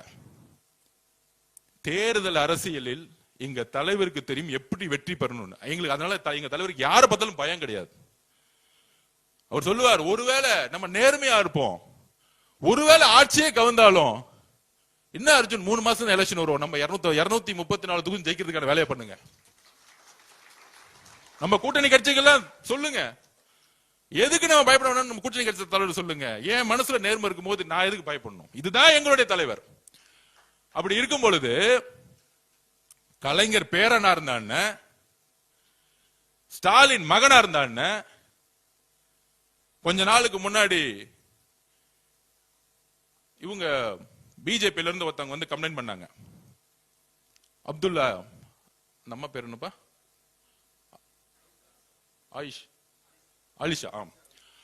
அலிஷா அப்துல்லா மேடம் வந்தாங்க. வந்து கமிஷனர் கம்ப்ளைண்ட் போச்சு. தரக்குறைவா யூடியூப்ல பேசினாங்க. தரக்குறைவா. அது 2 பேர் ரொம்ப சிரிச்சு, அந்த பெண்ணுடைய உடல், அந்த பெண் யார் கூட இருந்தா, அந்த பெண்ணுடைய குழந்தை யாரோட குழந்தை, இதெல்லாம் ஒரு அரசியலா? ஒரு பெண், ஒரு இஸ்லாமிய சமூகத்திலிருந்து வந்த பெண், எந்த கட்சியா வேணா இருக்கட்டும், தைரியமாக அரசியலுக்கு வரக்கூடிய சிந்தனையை நம்ம வரவேற்கணும். அது வரவேற்கணும். சரியா தவறோ, ஒரு பெண் வீட்டை விட்டு வெளியே வரும்போது அரசியலுக்கோ ஒரு அதிகாரத்துக்கோ வரணும்னு ஒரு சிந்தனை வரும்போது நம்ம வரவேற்கணும். தவறுகள் செய்தால் நம்ம அரவணைக்கணும்.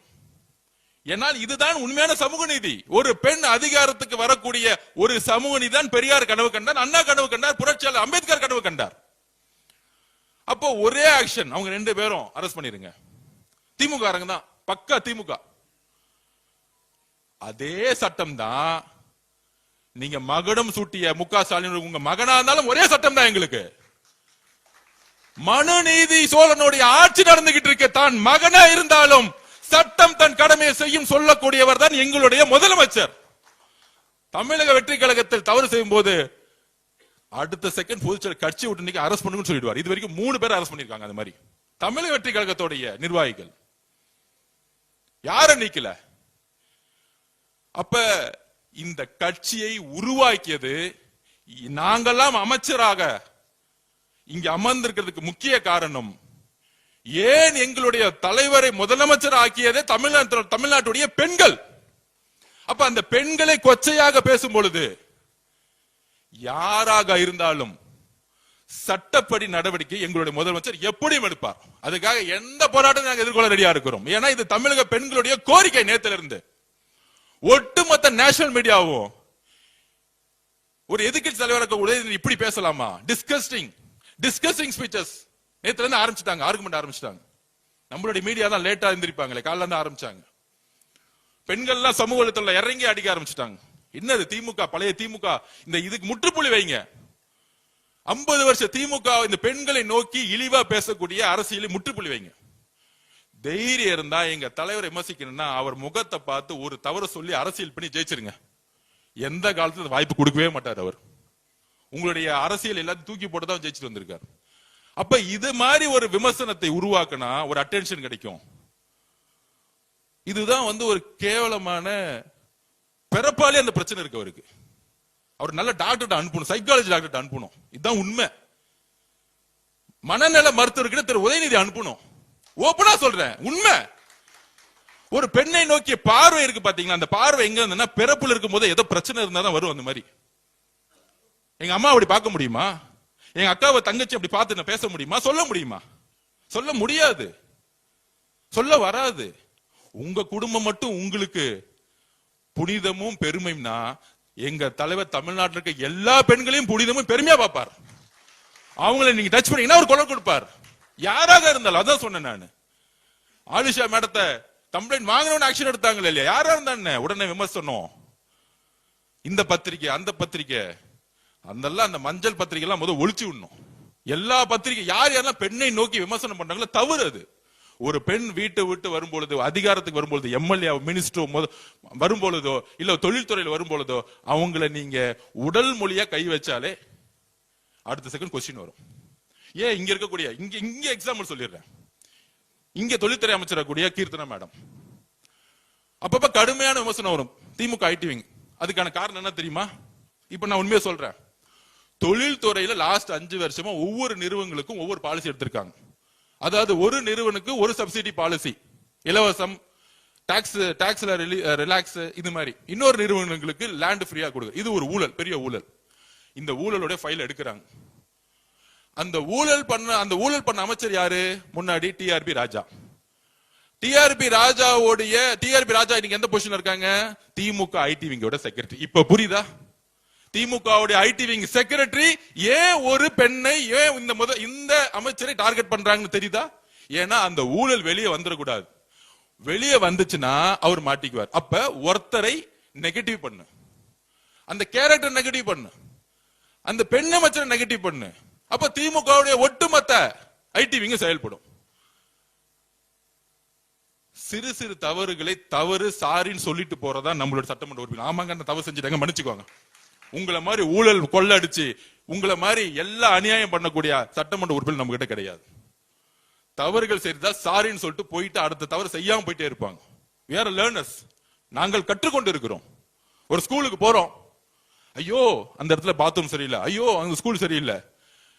இது ஒரு வீடியோ எடுத்து நம்ம சமூகத்துல போகணும்னு ஏன் சொன்னோம்னா இந்த அநியாயம் நடந்துட்டுன்னு காமிக்கிறதுக்கு, அது ரீல்ஸுக்காக கிடையாது.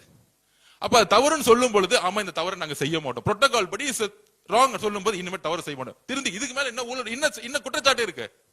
இந்த இடத்துல இந்த கான்ட்ராக்ட்ல 10 கோடி ரூபாய் வாங்கிட்டாங்க இந்த எம்எல்ஏ மினிஸ்டர், சொல்ல முடியுமா 80 நாள்ல? அப்ப இதெல்லாம் திசை திருப்பக்கூடிய வேலைகள். அவங்களுடைய மீடியா, அவங்களுடைய டிவி, அவங்களுடைய சோசியல் மீடியா, அவங்களுடைய பணபலம். அதனால நம்ம விளக்கம் சொல்றதை விட்டுட்டு நம்ம 60 நாள் அமைதியா அரசியல் ரீதியா பயணம் பண்ணவே. பட்ஜெட் வருது, மானிக்கு வருது, அதுக்கான டிராப்ட் பண்ணிட்டு இருந்தோம். தலைவர் சொல்லிட்டாரு வரக்கூடிய பட்ஜெட் ஒவ்வொரு துறையிலையும் அடுத்த 50 வருஷத்துக்கான அடித்தளத்தை உருவாக்கக்கூடிய ஒவ்வொரு டிமாண்டும் உருவாக்குன்னு சொல்லிட்டாரு. சிம்பிளா முடிச்சிட்டாரு. ஒவ்வொரு ரிவ்யூ மெட்டீரியலையும் இந்த ரொம்ப பழைய பாலிசி இருந்துச்சுன்னா முதல் டிஸ்ட்ராய் பண்ணிருங்க, புதுசா உருவாக்குங்க. நீங்க சொல்ல ஃபுல் ஃப்ரீடம். ஒரு முதலமைச்சர் இது வரைக்கும் சட்டமன்ற உறுப்பினர் பார்த்தோம், அமைச்சரை பார்த்தோம், இல்ல நீங்க அந்த கமிஷன் வாங்கிட்டு என் வீட்டை வந்து கொடுங்கன்னு சொன்ன முதலமைச்சர் எங்களுக்கு கிடையாது. சொன்ன வார்த்தை ஒவ்வொரு துறையும் அடுத்த 50 வருஷத்துக்கான நல்ல வளர்ச்சியை உருவாக்கக்கூடிய ஒரு டிமாண்ட கொடுங்க. உங்களுக்கு ஃபுல் சுதந்திரம் கொடுத்துட்டார். கூட்டணி கட்சிகிட்ட கேட்டு பாருங்க, இது வரைக்கும் இந்த துறையில உங்ககிட்ட ஏதாவது தலையிட்டு பேசியிருப்பாரான? இதுதான் உண்மை. இந்த மாதிரி ஒரு சுதந்திரம் எந்த தலைவரும் கொடுத்ததில்ல. ஏன்னா உண்மையாக சொல்றேன், நான் பார்த்ததே சொல்றேன், நம்ம அண்ணனுக்கு அவர் மேல அளவு பெரிய நம்பிக்கை இருக்கு. அதனாலதான் அவருக்கு இன்செக்யூரிட்டியே கிடையாது. இவங்களுக்கு எல்லாம் பாத்தீங்கன்னு வச்சுக்கோங்க, இந்த திமுக தலைவர்களுக்கு எல்லாம் யார பார்த்தாலும் சந்தேகம், ஒரே நெகட்டிவ். இந்த சிந்தனை தான் அவங்க இந்த தோல்வி காரணம். இப்ப கூட பாருங்க, பொய்யா பரப்புறாங்க பழி வாங்கல். நாங்க எதுக்கு பழி வாங்குறோம்? ஈக்குவலா இருந்தா பயம் வரும்.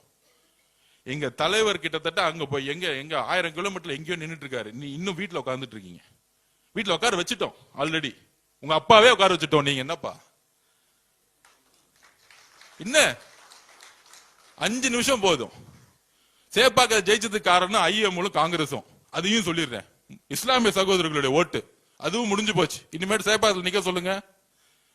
திருவாரூர்ல நிக்க முடியாது. அண்ணன் போயிட்டாரு காங்கிரஸ்ல இருந்து. அண்ணனை போட்டாச்சு, இறங்கி வேலை பாருங்கண்ணே அப்படின்னு. 234 தொகுதியில அவங்களுக்கு சிந்திச்சு பாக்குறாங்க. நெக்ஸ்ட் டைம் எலெக்ஷன் வந்தா எங்கேயுமே ஜெயிக்க முடியாது.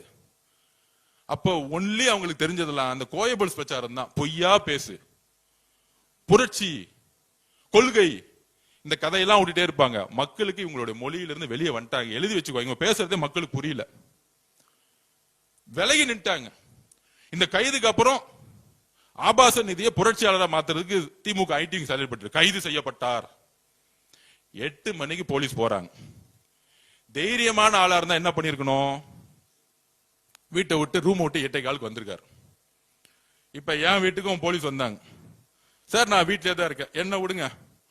ஒரு நேரத்தில் திமுக பிரச்சாரம் பண்ணாங்க, விஜய் அவர்களை கைது செய்ய போறோம், எஃப்ஐஆர் போட போறாங்க. 3வது நாள் சொன்னார், நீங்க என் ஆளெல்லாம் டச் பண்ணாதீங்க, நான் வீட்டில தான் உட்கார்ந்துருக்கேன், எனி டைம் வாங்க. அந்த நேரம் ஒட்டுமொத்த கவர்மெண்ட் திரும்பி நிக்குது. நான் வீட்டில தான் கேமரா பார்த்து சொன்னார், முதலமைச்சர் பார்த்து. 8 மணி காவல்துறை காலையில் போயிருக்கு. போன உடனே 8:15 வெளியே வந்துட்டு, நான் ட்ரெஸ் மாத்திட்டு வரேன், டாய்லெட் போயிட்டு வந்துடுறேன். இது நமக்கு தேவைதான், இது ஒரு அடிப்படை கடமை. 8:15 போனவரு 10:15 வரைக்கும் டாய்லெட் மட்டும் வெளியே வரல. என்ன ஒரு புரட்சியாளர், டாய்லெட் புரட்சியாளர் திரு உதயநிதி அவர்கள்.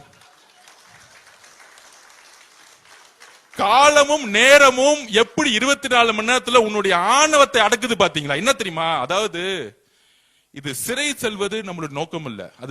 அது உயர் நீதிமன்றத்திலேயே முதலமைச்சருடைய குறிக்கோள் என்னன்னு சொல்லிட்டார். நம்மளுடைய கவர்மெண்ட் அட்வொகேட் சொல்லிட்டாரு, அவரை நாங்க சிறை செய்தெல்லாம் நாங்க கைது செய்யல, விசாரணைக்கு தான் நாங்க கூட்டிட்டு போறோம். என்ன கம்ப்ளைண்ட் ஆயிருக்கு.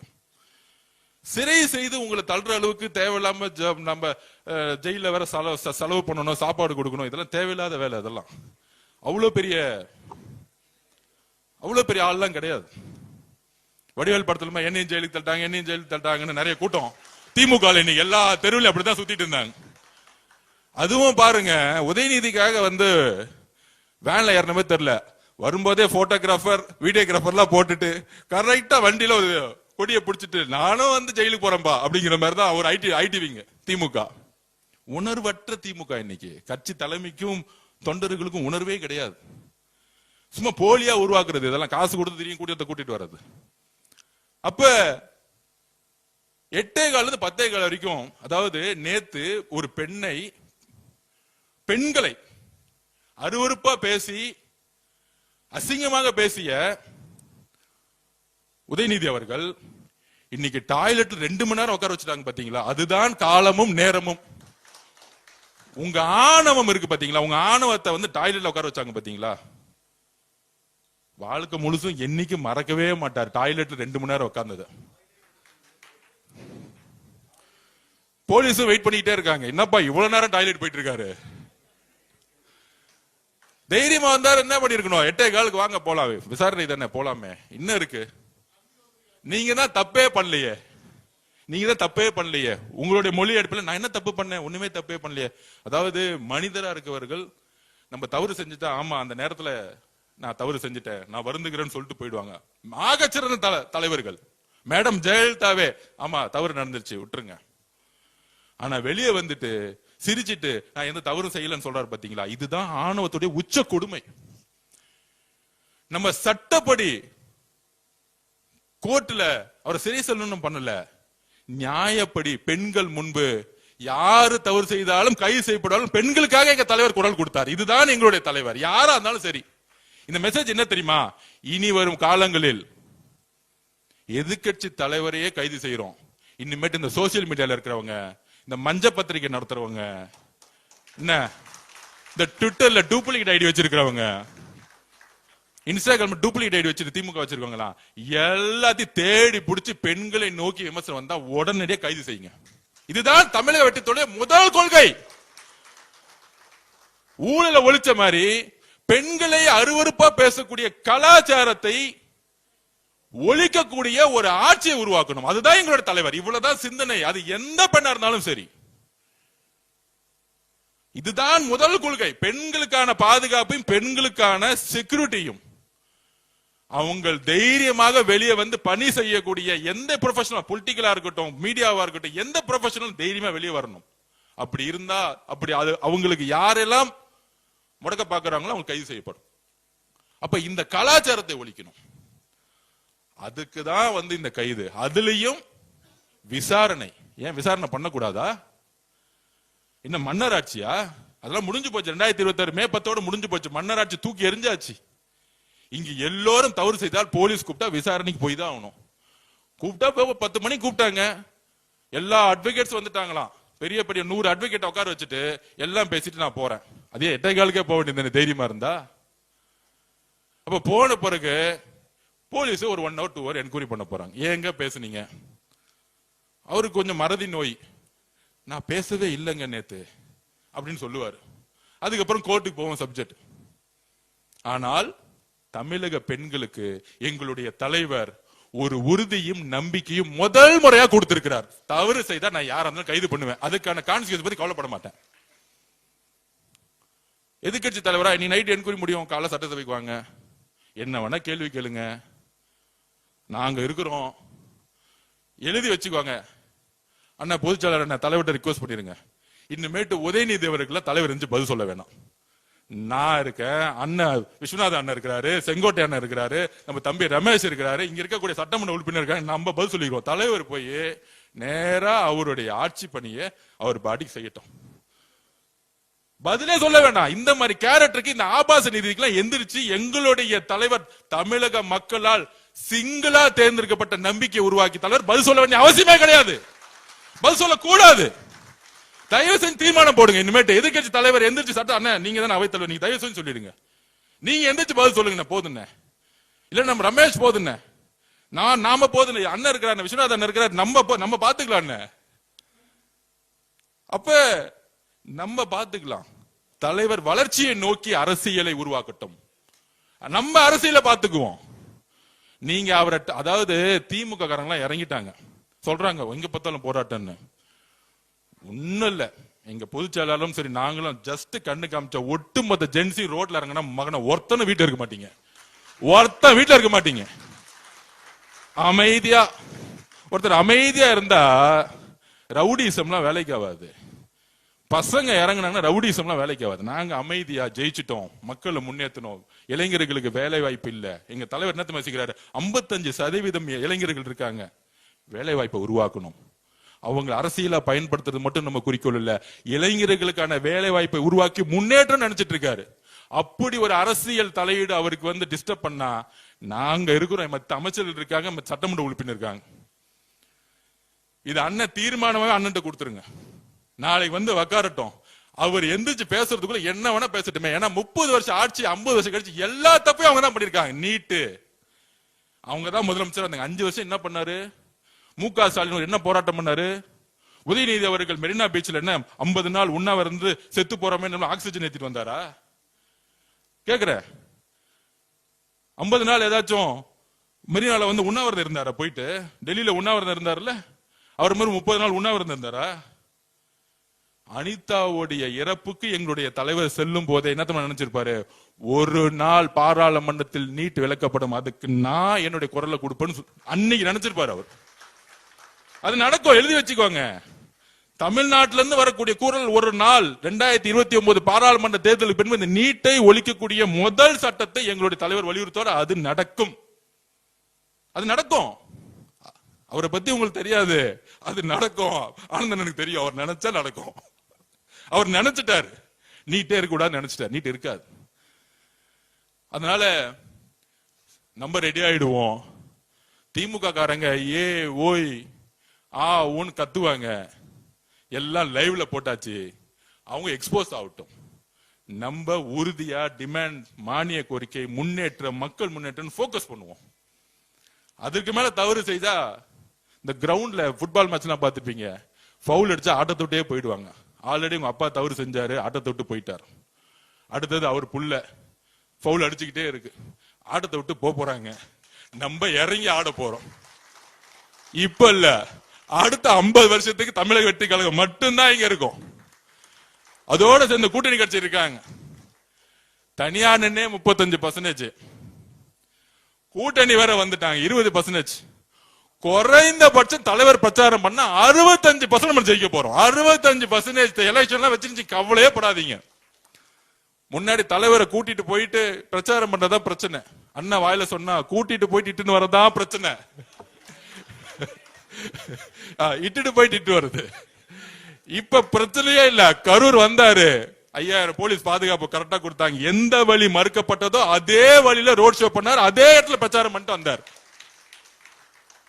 அப்ப இதெல்லாம் அவர் நினைச்சா நடக்கும். ஆனா பேசவே மாட்டார். அவர் பேசும்போது அவங்க காணா போயிடுவாங்க. இதுதான் அவருடைய வரலாறு. அதனால அவங்க காணா போறதுக்கான எல்லா வேலையும் செஞ்சுட்டு இருக்காங்க. நம்ம நம்பிக்கையா உறுதியா விசாரணை நடக்கட்டும். கிளீனா சொல்லிட்டாங்க, விசாரணை முடிஞ்சோன்னா வீட்டுக்கு அனுப்பிச்சிருவோம். சிறை செல்லக்கூடிய பழக்கம் எங்களுக்கு கிடையாது. எங்களுக்கு யாருமே எதிரியா நினைக்கக்கூடிய பழக்கமே கிடையாது. எங்களுக்கு அந்த பயமே கிடையாது. எந்த கட்சியை பார்த்து போய் தனியா நின்னே நாங்க ஜெயிச்சிட்டோம், கூட கூட்டணி வேற இருக்கு, எதுக்காக ஒருத்தர் பார்த்து நாங்க பயப்படணும், எதுக்காக ஒருத்தர் சரி சொல்லணும்? இதுதான் நான் திருப்பி திருப்பி பதிவு பண்றேன். அதனால நாம் மிகப்பெரிய வெற்றிகளை பெற போறோம். இவங்களுடைய பொய்யையும் இவங்களுடைய சூழ்ச்சிகளையும் தூக்கி எறியறதுக்கு நமக்கு நிதானமும் பொறுமையும் ஒற்றுமையும் வேணும். இது எல்லாம் தலைவருக்கு ஒரு பலமா இருக்கும். தலைவரோட பலத்துக்கு நான் திருப்பியும் சொல்றேன், அடுத்தது 50 வருஷத்துக்கு பக்கத்துல நிக்கிறதுக்கு யாருமே கிடையாது. அதனால நம்ம சட்டசபையில நிமிர்ந்து போவோம். ஏன்னா நம்ம நேர்மையாளர்கள். நம்ம தலைவர் ஒரு மிகப்பெரிய நேர்மையான ஆட்சி உருவாக்கி இருக்கார். நன்றி, வணக்கம்.